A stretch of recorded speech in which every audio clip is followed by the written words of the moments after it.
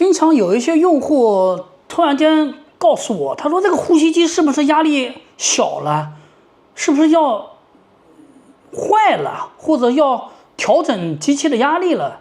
他说，我这个戴了呼吸机，刚戴呼吸机的时候，嘴巴是不能张开的，一张开气就从嘴巴里呲呲的冒气。但是现在我刚戴上呼吸机之后，都可以说话了，这是什么情况呢？点赞、关注加收藏。今天我跟大家解释一下这是为什么啊。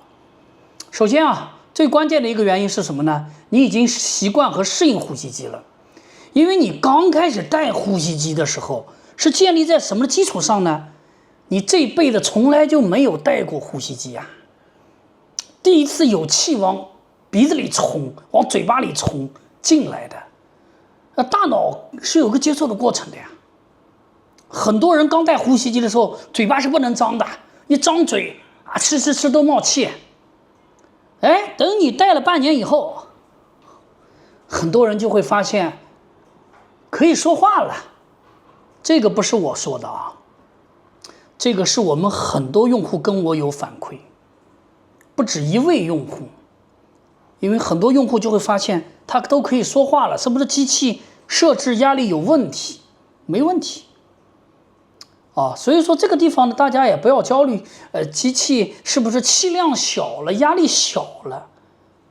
有一种情况，比如说你确实最近几年体重又胖了，体重又大了，你的起始的压力确实小了，因为机器单水平全自动也好，双水平全自动也好，它的压力是根据你的气道来的，然后又根据你设定的区间来的。如果你的起始压力、最小压力小了，你刚戴上去是会感觉小，但是不要着急，过个10分钟左右，压力会自动增加的。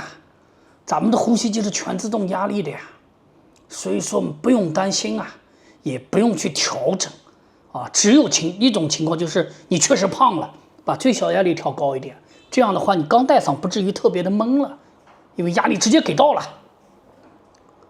最关键是我们大脑已经学会、已经习惯呼吸机了，已经形成一定的肌肉记忆了。